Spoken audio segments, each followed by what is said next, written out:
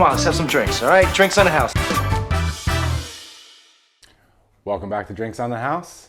Just in case you forgot, my name is Eric.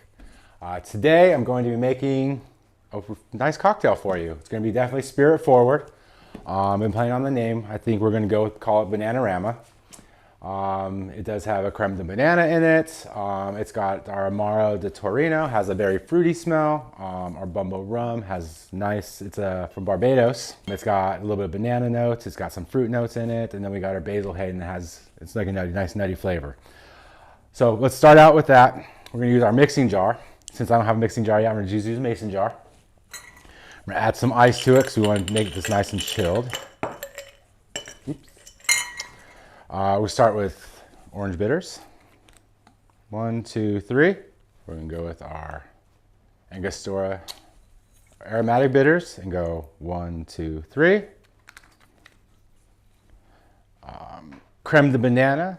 When I went to go get some from the store, they didn't have any, so I had to borrow some from someone else. Creme de banana, some good stuff. We'll do a ½ ounce of the creme de banana right in there. We're going to do just 1/2 ounce of the Amaro de Torino. This smells amazing. Definitely suggest this. Try it out. I'll do a ½ ounce of that one as well.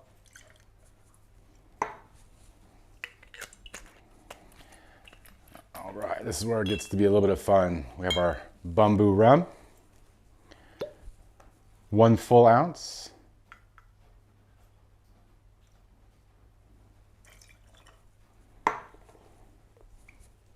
And then Basil Hayden bourbon. Delicious. One of my new faves. 1 ounce. Right on top of that. Then we'll take our bar spoon and we're going to stir this until it's nice and chilled. Stir, stir, stir, stir, stir, stir, stir. And then what we're going to do is we're going to pour this over a big rock. I have my glass with a big rock. Whoops. Switch. And then I have a strainer. We're going to just go ahead and strain this. Again, got the wrong glass, but we're going to make it work. Over the big rock. And then we're going to do an orange peel as a garnish. Try not to get a lot of the white, and just kind of go with the skins. There we go. There we go. There's a drink. Gentlemen, would you like to try it? I would. I will pass on. Come on in. I do apologize. We do not like, or we are allergic to banana, and I know there's some banana in here. But at least take the smells and take it in. That's really nice. It's interesting, right? It's different. It's definitely spirit forward. You get the fruity. You get this. You get a little bit of banana. I smelled the citrus in the Amaro like first. I've never had rum and bourbon before, but that is really something. It does add a lot of complexity.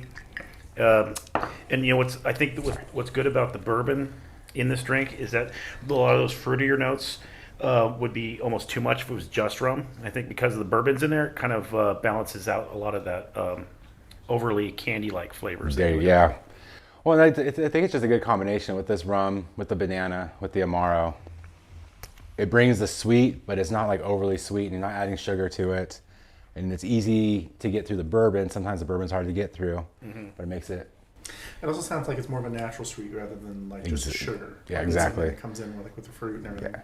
I think, yeah, exactly. It's like a tiki drink made love to a Manhattan. There you go. Do you want to call it that? It works. It works. It's just another, we like these spirit forward, old fashioned kind of drinks, and it's just another form of it. And if you stay tuned, we'll show you more versions of them.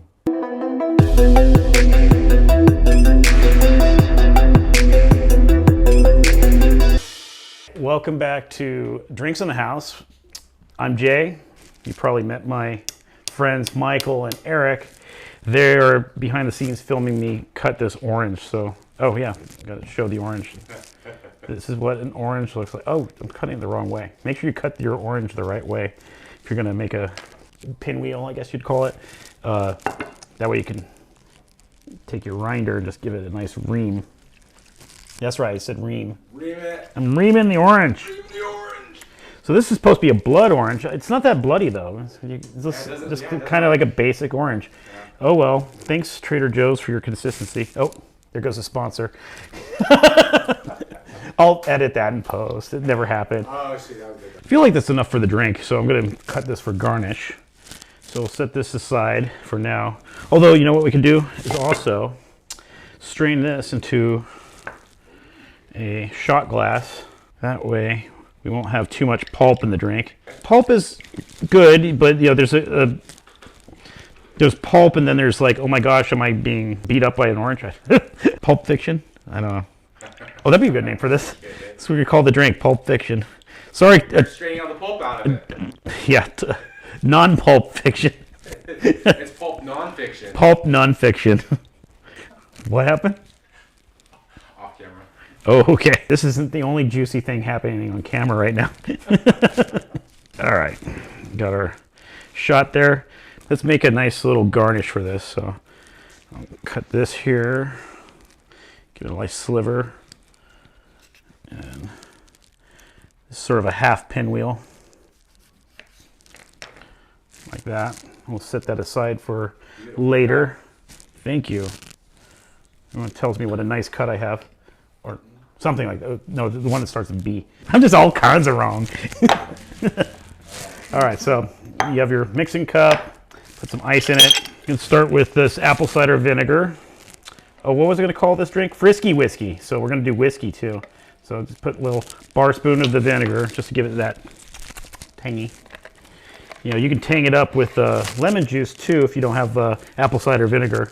But I like the apple cider vinegar. It just gives it something unique that you just generally don't have in cocktails. Although shrubs, they're made of vinegar, right? It's kind of a deconstructed shrub. And then we're going to do 2 ounces of this beautiful bourbon here. It's a big bottle because I like it. I like the whiskey too much, maybe. So, wine is fine, but whiskey makes me frisky. And then I have some of this orange marmalade, which is very yummy. You know, I could measure it out, but it's really kind of an eyeball thing. Heaping bar spoon of orange marmalade, yeah. I'm going to do one more because I like it marmalade-y. And what happens is it just, once it gets shaken, it just kind of breaks down anyway. So, got some sugar from the marmalade, now some sugar from the syrup I made. It's a ginger honey. I actually took some ground ginger and honey, put on the stove, simmered it until it became one. But yeah, the point of heating it is also so that the ginger blooms in the, you know, with the honey and the heat together. And so that's why you want to do that. And so for this one, I will measure about, this is a 1/4 teaspoon of honey, and then I'll shake it until I make it.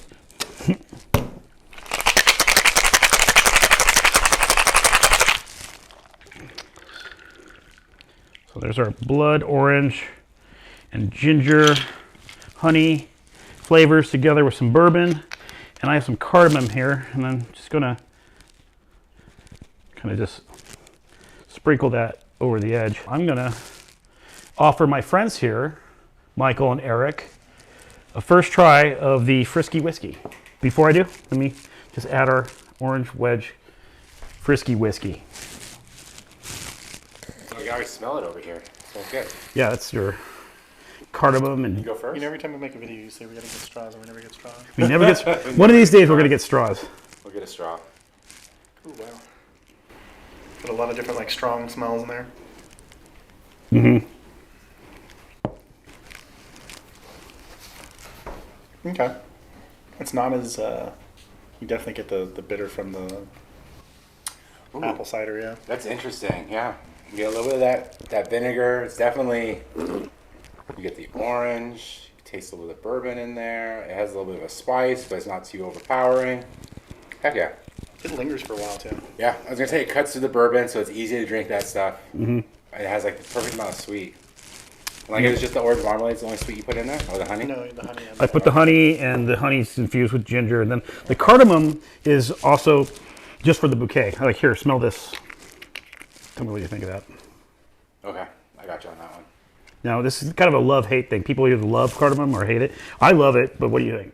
No, I think it goes good with that. Because it's standalone, not so much, but it I does would go say well. by itself, Okay. it's definitely that opposite that attracts. See, if I could bottle this smell, I'd wear it. But you, on the other hand, would be repulsed. It's already bottled. All right, so our drink is done. I can't win. I make one bad dad joke, and now all of a sudden, Delicious. Okay. Well, thank you again for joining us at Drinks on the House, and look forward to seeing you in our next video, or you look forward to having you see us in our next video. I don't know. I'll get this down. All right, thanks. Cheers. nice job, Jay. Oh, thank you.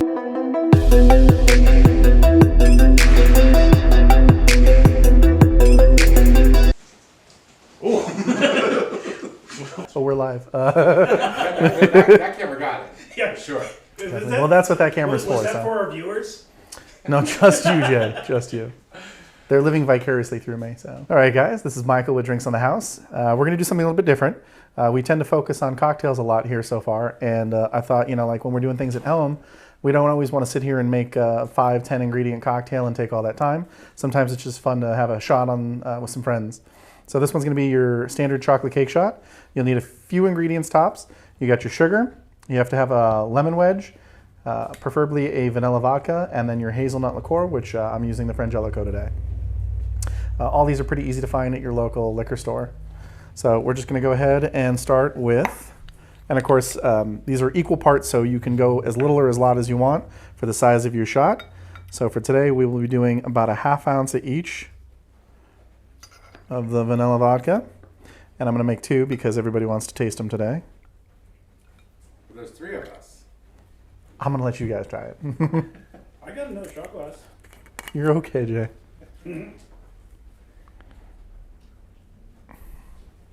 And then ½ ounce each of the Frangelico. Basically, it's just equal parts. Equal parts, that's it. By the way.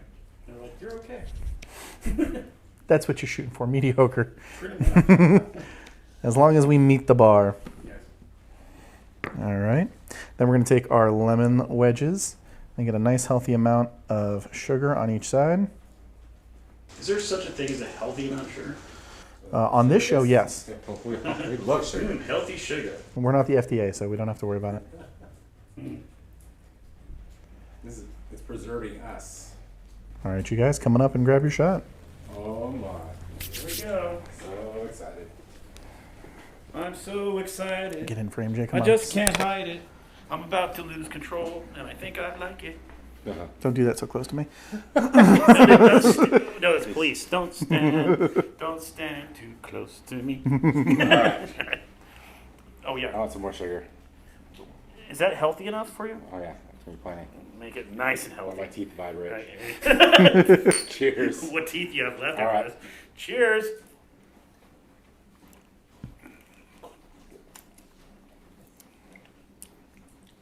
Damn. There's so much weirdness going on there, but it's Yeah. delicious. I mean, like, you think the lemon's gonna be like Too tart. But it's tart, but it's like blends with the sugar. The sugar brings out the chocolateness, the vanilla.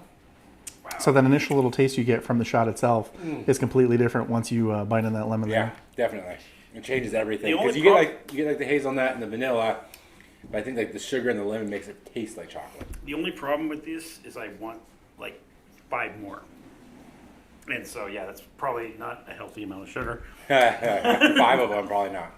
But as you can tell, I'm drinking for 2. Girl's got to keep her figure. Yeah. Right? Yeah. That's what I figure. Anyway, Well, cheers, guys. drinks in the house.